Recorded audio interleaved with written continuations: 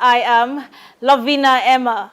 Now, just over a year ago, in May 2023, Nigeria's transportation landscape was vastly different. I mean, we know of traffic congestions in Lagos, for example, poor road networks and inadequate public transportation systems were the norm. But fast forward to today, and you'll see a sector in transformation, a sector that is still working in progress. Now, the Nigerian government's commitment to infrastructure development has been a game changer for new road projects like the Lagos-Ibadan Expressway, the Abuja-Kano Expressway, and also the work that is still being is under construction right now, the Lagos to Calabar Highway. And all these road constructions have significantly reduced traffic time and will also reduce traffic time once completed. For example, the Lagos to Calabar road, which is still under construction. Now, with the launch of the Lagos Rail Mass Transit, commuters can now enjoy a more efficient and reliable public transportation system. But it's not just about roads and rails. Nigeria's aviation sector has also seen significant growth, with new airlines emerging and existing ones expanding their routes. And let's not forget the waterways. The Nigerian Ports Authority has implemented reforms to reduce congestion and increase efficiency, making it easier for goods to move in and out of the country.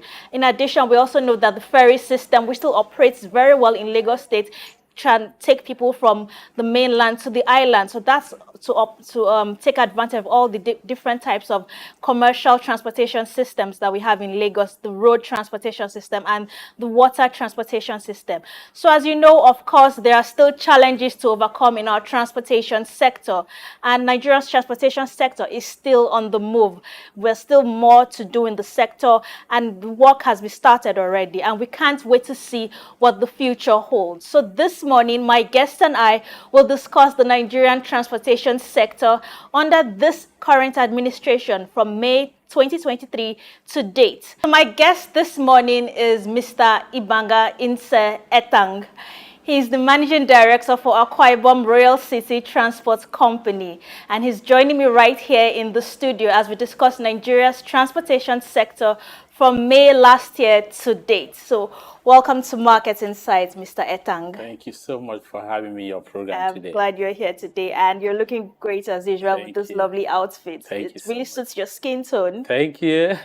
It's good to have you here. Okay, so we're discussing our transportation sector, the journey so far. Like I mentioned a few minutes ago, we talked about how, yes, we've always had issues with our transportation sector with traffic congestion. For example, in Lagos, traffic is not just synonymous to Lagos alone. Yes, it's an urban city, but people always complain of traffic. Yeah, it happens in other states in Nigeria.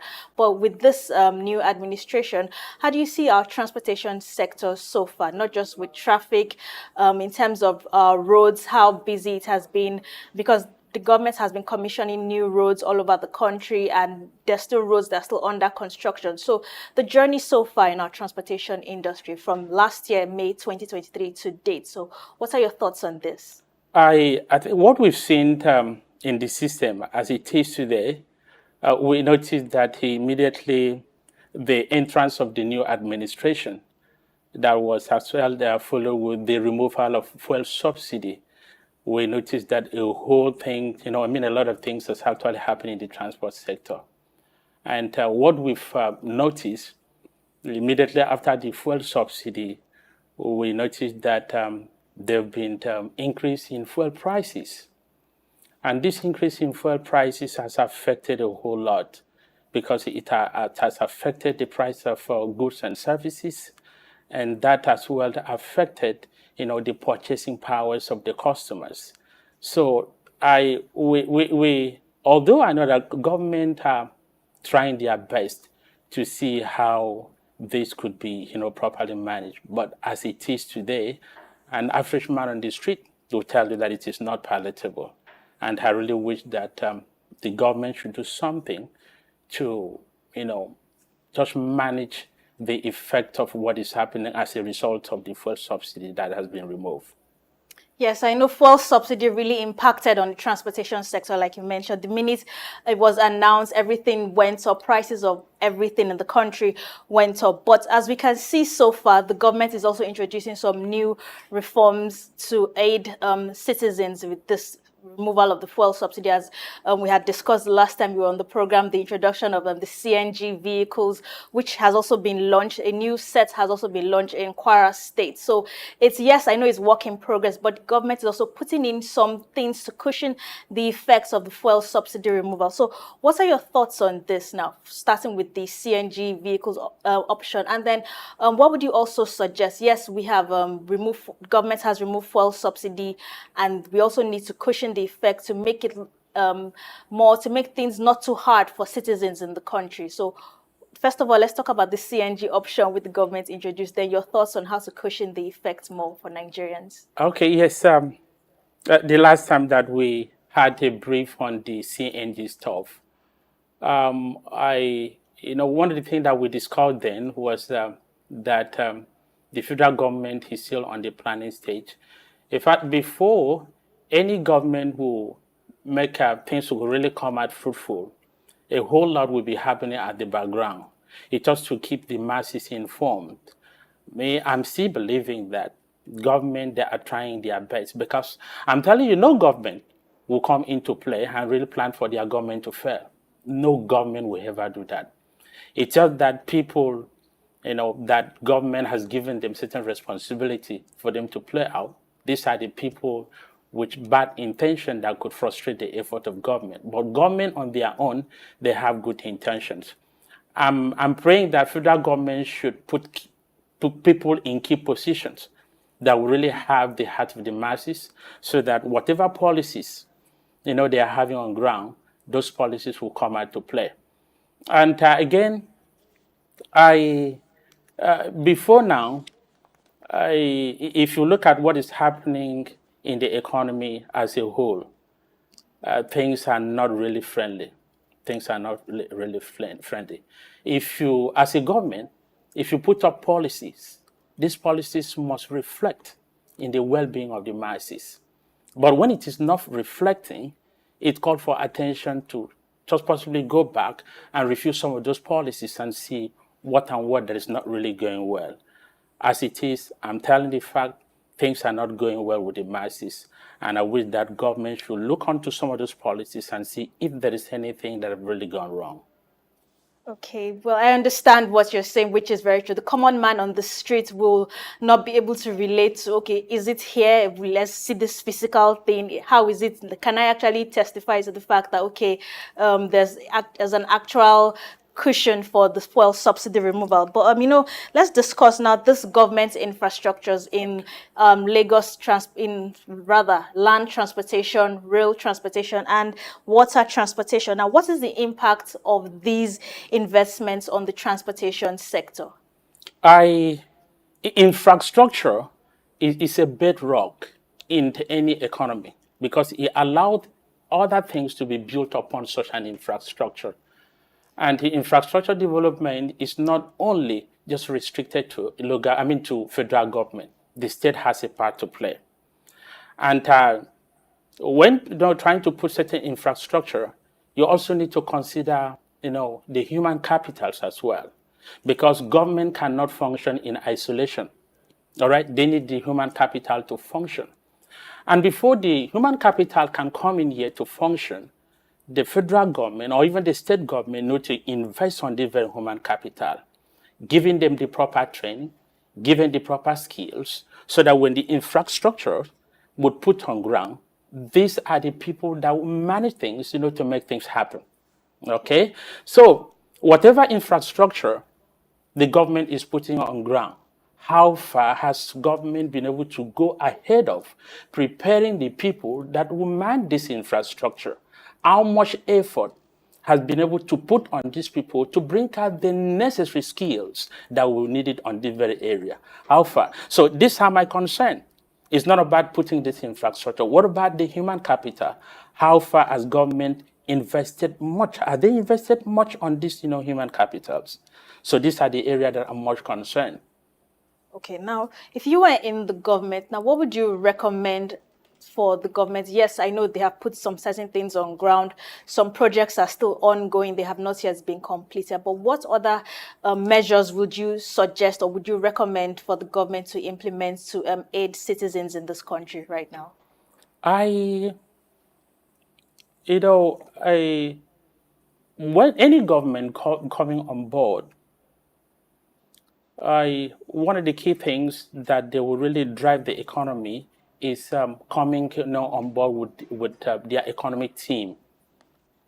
In fact, before any government will come on board, probably they could, possibly look at some of those weak points, some of those areas that the bad administration has not really, done well. So that by the time they come in, possibly they've actually, studied some of the problem, the plight of the people, and they know that when they come in, they can easily, fix this area. I personally, I believe that over the years, the human capitals, right, in this, government has really been lacking. Have been lacking. That is what you discover today. An average, an average person that has just finished higher institution, because they know that government has not invested much on the human capital. What they do is for them to look for a way and get out of the country. And we've seen the situation, the best brain in the country has been harvested, by our outsiders. That is not okay. That is not okay. If government has invested much on the human capital, I'm sure that shouldn't have happened. People in other countries or other nations of the world are taking advantage of this, area that government has not been taking notice of, and they've taken our best brain out of the country. It really gives me much concern. So let government invest on the human capital and make use of what we have. We have a whole lot. The best brain are here in the country. But these guys understand that government do not care much about them, and that is why they find their way out of the country, which is not a good thing.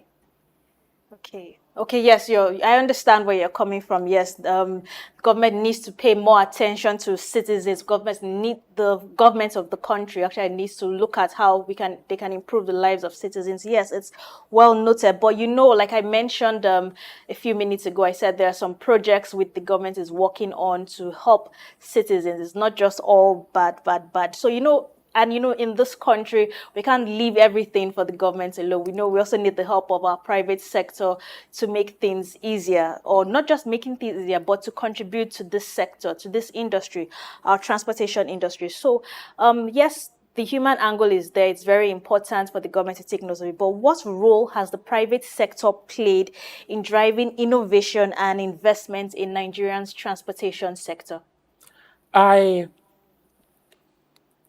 As a private sector, one of the things that really make private sector to function very well, we'll talk about this area of infrastructure, because a private sector will look at whatever business they're coming in for, how productive is it going to be? What are the facilities on ground that the government have put in place so that when they come in and put their money, they will get something out of it?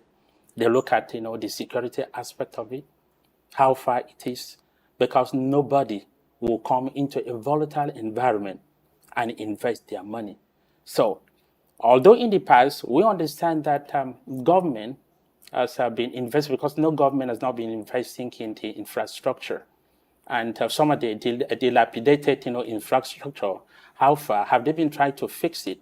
Okay, so if I thought they've been able to fix it, see, let me put it this way. As a government, if the economy is not growing, that should call attention that something is wrong somewhere. And since the economy is not growing, the point is that has government been able to identify the reason why the economy is not booming? Okay, the infrastructure needed to make this economy to boom, how far it is, has government, done much? In fact, the research made us to understand that, in Africa, the growth in the economy here in Africa has been traced down to, infrastructure. That when government invested so much money in the infrastructure, it would definitely reflect on the state of the economy in that very nation. So with what is happening now, it's a clear indication that something is not okay with our infrastructure. So government should look at it. Whatever infrastructure that needed to be put on ground, federal government should make sure that things are properly done in that way so that it will reflect in the economy of the nation. Okay, but I was talking more about like the private sector. You are the managing director of a transportation company, so you're also contributing your own quota to the transportation industry in Lagos, or basically in Nigeria, because your bus routes move from state to state, so you're not just within Lagos State alone. So that's from your own angle. And other private sector owners in the transportation industry, they're also contributing with employment and employing drivers and other people to work in their companies. That's a contribution to the transportation industry. And then the vehicles that taking people and their goods and services from one state to another state. Yes, that's also part of the contribution. So apart from that, employment, apart from moving people at reasonable prices, what other things can the private sector contribute to our transportation industry? I think one of the areas that the private sector should do it to look at one or two things that is lacking, in the sector, and make sure that government puts policies, okay? Because any economy or any nation that is doing well in their economy is only driven by policies. By the time government would want to go into any business, that it will not work. So I'm saying government should put policies on ground that will be attractive for us as business owners.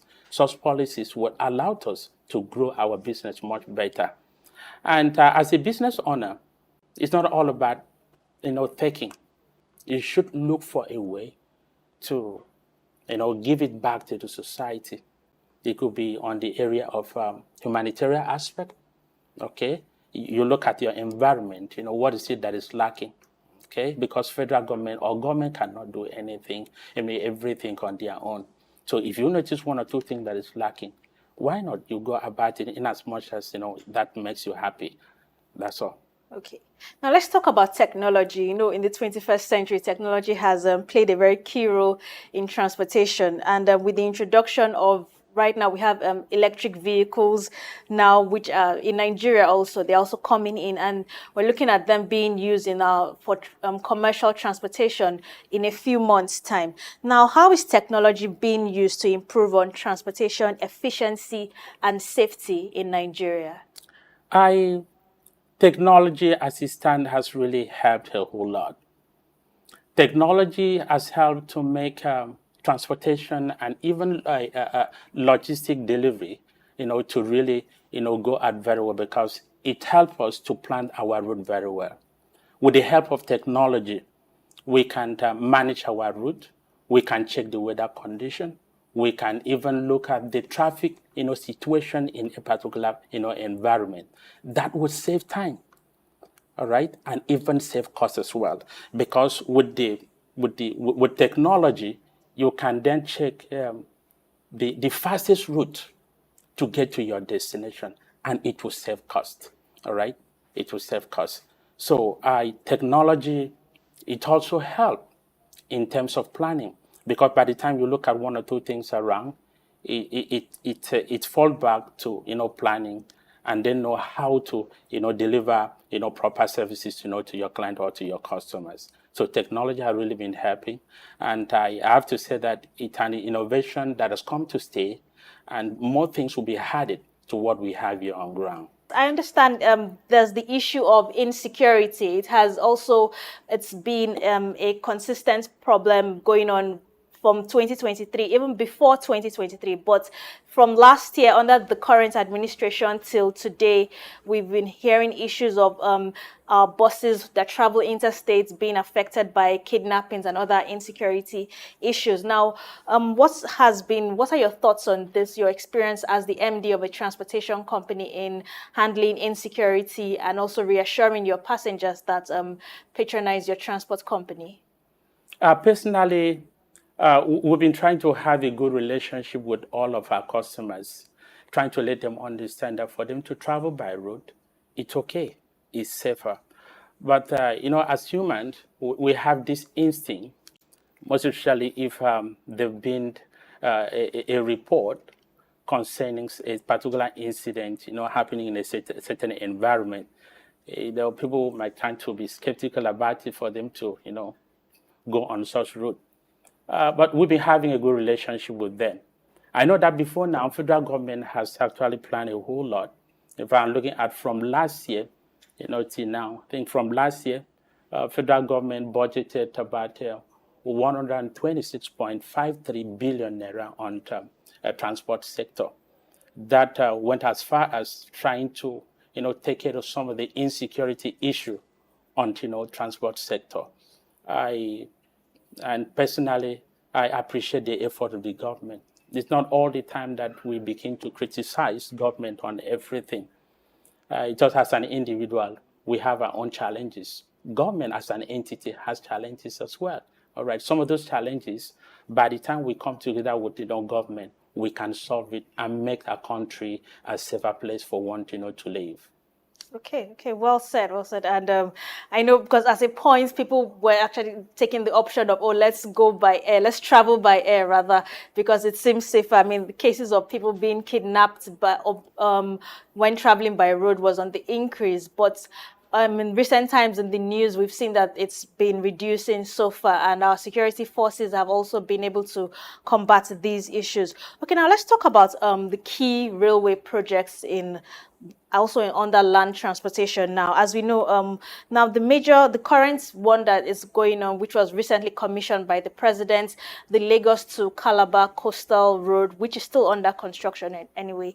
But now looking at that route, that was because a lot of buildings had to be demolished for that road to be able to be constructed now. So now, what are your thoughts on this? Because I know everybody says, oh, when this road is going to be completed, it's going to be attracting a lot of investments from the south, from western Nigeria to the south part of Nigeria. A lot of real estate properties will develop. There'll be lots of commerce and tourism there. So what are your thoughts on this new project that the federal government recently started? It's a welcome development. But although, the project itself has caused a lot of pains because of people's businesses that have been affecting on that very particular route. But the overall interest that the federal government is having on the masses, it was not to inflict pains on anybody. For example, as it is now, from Lagos to Akwa Ibom, because of the deplorable state of the road, it can even take us up to 11 hours and 12 hours. And government is saying if they should complete this coastal highway from here to my state, will only take me about 3 to 4 hours. Just imagine that.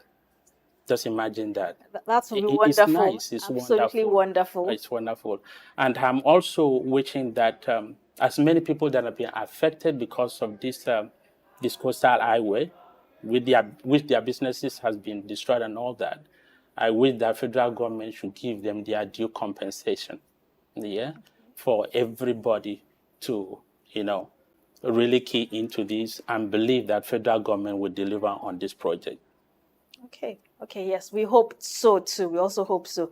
Okay, now the transportation industry now, so far, what has the impact of the things the federal government has done, not just the federal government, the state governments also, in different states, they've been able to fix some roads. They've also, because everybody's talking about this new governors, the president also that was recently elected, and it's 1 year to mark 1 year.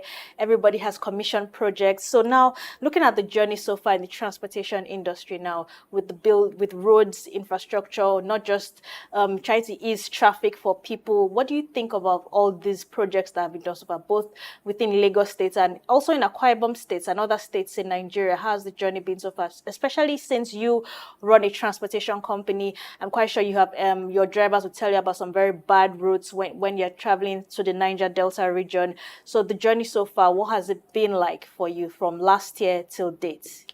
The road condition in some of the state, I'm telling you, it is still the same way, we made it on ground. And I like it, among the governors. There seems to be some kind of competition among them to see how to impress their citizen. And one of the things that we've seen that happened in the country, we love the good job that the governor of Abia State is doing. And the governor of Abia State is really challenging other state governors, because looking at the list of states that are collecting the highest allocation in the country, I mean, Abia State is not one, okay? But what it's doing has really challenged other governors. And the state is doing well. And the projection is that, with time, so many people will consider the state as being a viable place that could make her business, to really, work so well. So what I'm trying to say is that I, the state governors, I think they should do more. In as much as they are trying, we really wish that they should do more so that the citizens will be happy. And some of them that are seeking for re-election, it is only when they deliver, that is when the masses want them, to go back to that seat and do much better again. Okay, well said, well said. Yes, we want we the people. Yes, I understand what you're saying. The people have they have the people's support to actually do more projects and make life more comfortable for the citizens. Okay, now that being said, let's talk about our aviation sector. Now we know how recently when price of fuel, when to be very honest, when subsidy was removed, everything increased. Prices of petrol products increase, whether it's diesel, whether it's the Jet A1, all the prices increase. Now, that's also affected, yes, for example, bus traveling interstates affected their own prices. It also affected the prices of flight routes within the country, not just outside Nigeria alone. Now, looking at the journey so far from last year to this year now, what are your thoughts on this as a transportation owner also, prices of your bus fares, and also looking at in the aviation sector, the prices also they have also increased because at a point, apart from the security challenge, most people prefer to go by air, even though it was more expensive. So I just want to get your thoughts on this as a transportation owner. Yeah, the aviation industry, and I tell you with the few information I've gathered, there's been a lot of challenges, for the industry. I understand that being some kind of amendment that the Civil Aviation Authority recently put in place. Some of it that they want the current that is any airline that is operating should have at least six six new plane. Of course, that is quite challenging.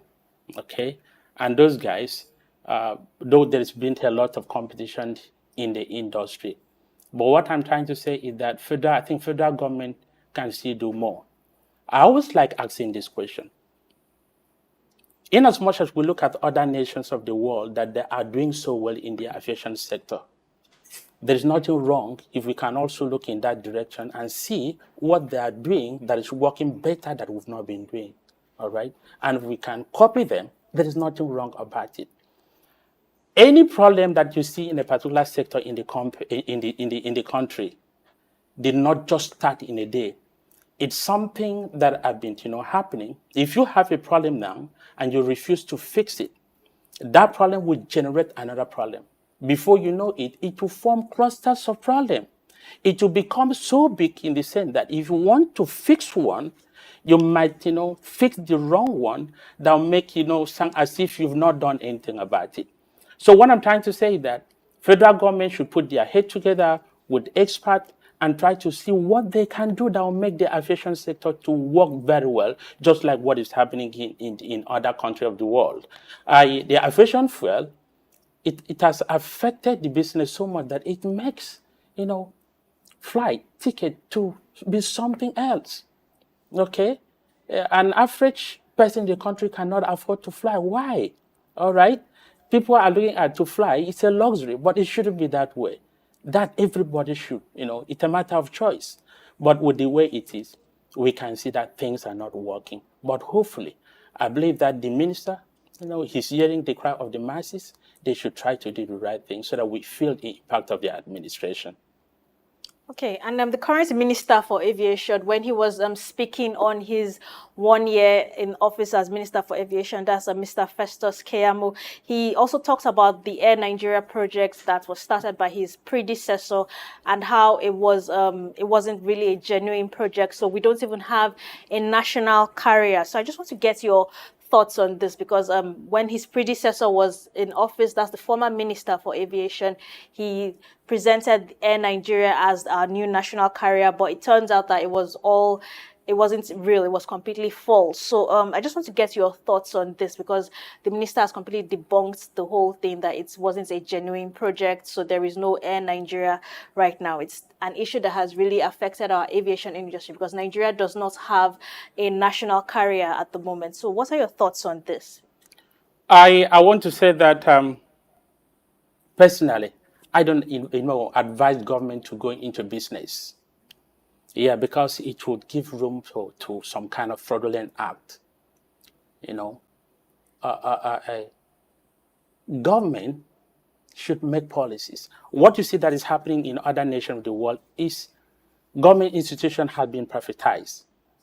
When you privatize, the institution, make policies that will make that institution to function, then, you collect taxes from those institutions. What happened in the last administration was a very shameful situation. Why was it a shameful situation? I'm quite sure the president then had good intentions, but the people that work with them, you see, I tell people, circumstances would reveal your original intentions. What we saw in the last administration was the intention of people that working around the corridor of power. I'm quite sure they have seen such a mess that they created in that system. All right. And that very mess, you see, because every decision that you take today has a way of affecting the next generation. Okay, so for the fact that you have benefited from a corrupt system today, but what about the people that you're going to leave behind? When you are long gone, those decisions will speak on your behalf. I'm quite sure they should regret about what they did. So what I'm trying to say is that government should, make policies, bring in the right players on board for them to make money. Government should tax them and get revenue from those guys, just like what is happening here outside in other countries. Because by the time you go into business as a government, I'm telling you, a whole lot will happen without the head of such government knowing about it. So that is my candid advice.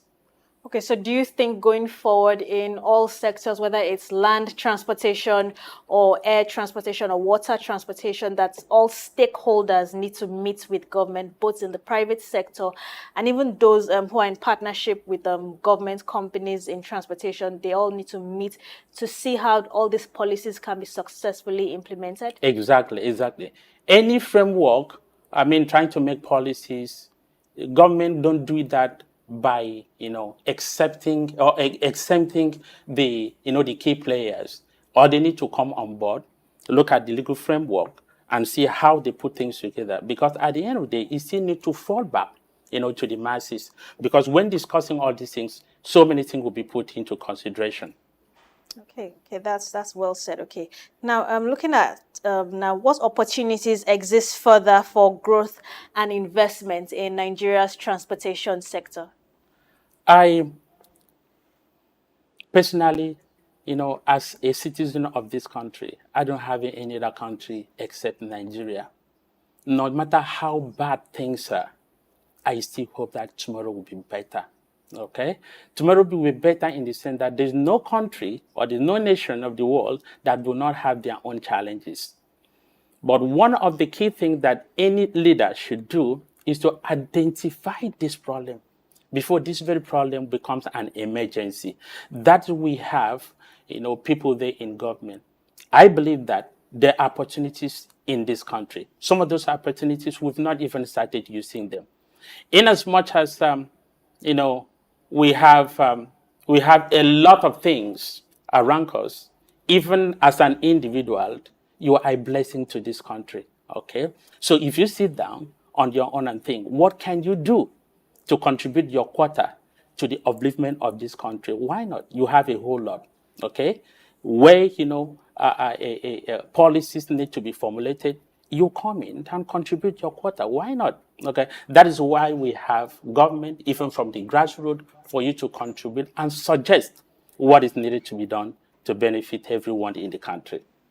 Okay, okay. So therefore, the ministers, the minister for aviation, the minister for transportation, everybody needs to actually meet with all stakeholders like yourself to see how we can move our transportation industry forward. And in terms of also concerning traffic, road building more roads, I think that also has to do with the minister for work. So I just want to get your thoughts on this, because this issue of road congestion, particularly in Lagos State, is something that has really affected our transportation industry, because people complain about traffic all the time on our roads. Now, how can we reduce it successfully? Because for example, in Lagos State, it's been okay, yes, it's been put out there so many times that there are more cars than the roads, than the length and breadth of the road can take. So how do we successfully make our transportation system to work in such a way that people don't say, oh, I have to bring my car out on the road today? Can't it just be, can't we all believe that there is a functioning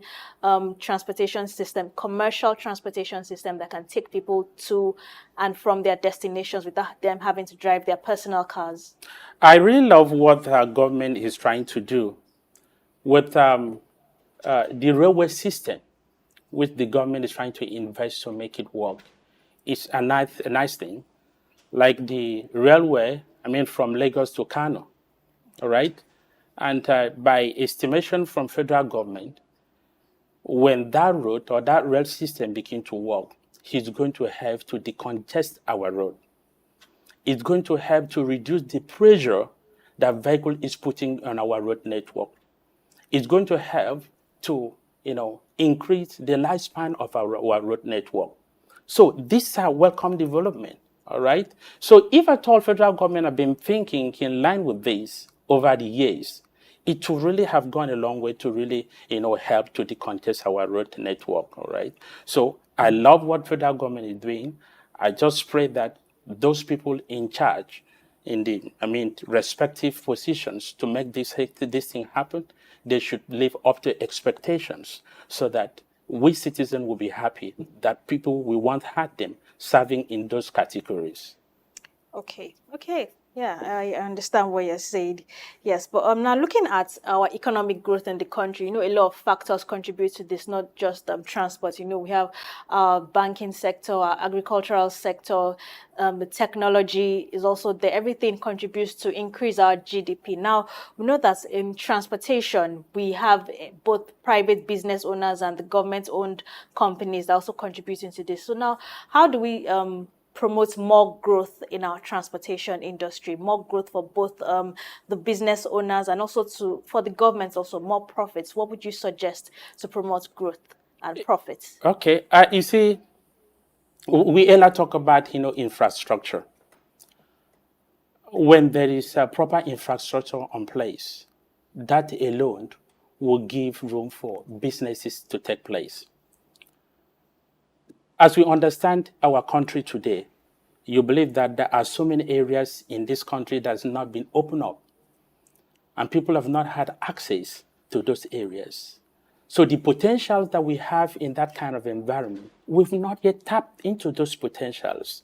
So I'm saying that government should open more road network to the interior villages, so that those villages, some of them that are cultivating certain, farm produce, they can be able to come to the town and, sell them. All right. So when there is exchange of goods and services, why not? The economy will grow. Everybody will feel the impact of the government. So government should open more road network so that people from the interior villages will feel the impact of government. With that, it will add to the growth and the GDP of the country. Okay, so an increase in the road network. What about, apart from roads, taking advantage of other systems of transportation, like the railway, like our waterways, like also our air? So how can it be made, how can prices of all these things be made safer and more affordable for the common man on the street? I, government should put policies that are very, very attractive Like, in fact, I'll always look at it that the waterways, we've not actually utilized that area very well.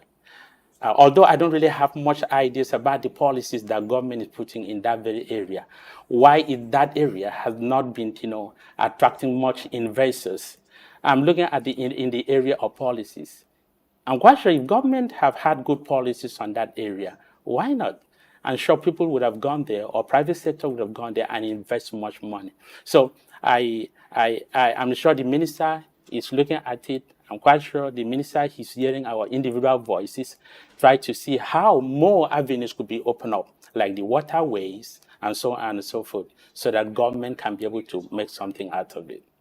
Well, in Lagos, the waterways are already open. There are ferries that take people from the mainland, like, for example, from Ikorodu to Ikoyi. So the waterways are open, and some other routes in Lagos State, the waterways are open in Lagos. But in other states, other coastal states in Nigeria, it's not the option of making water transportation safer in terms of people putting on life jackets, having a how do I put this now? A boat that is well furnished and can also, the passengers that are using these boats are actually well protected while operating on the waterways. And to also ensure that things like seaweeds are not affecting the boats that are also going on this route. So all these factors need to be looked at, because yes, in Lagos State, there's the option of water transportation, but the coastal states, moving in all the other coastal states, is not too common that you see them using that.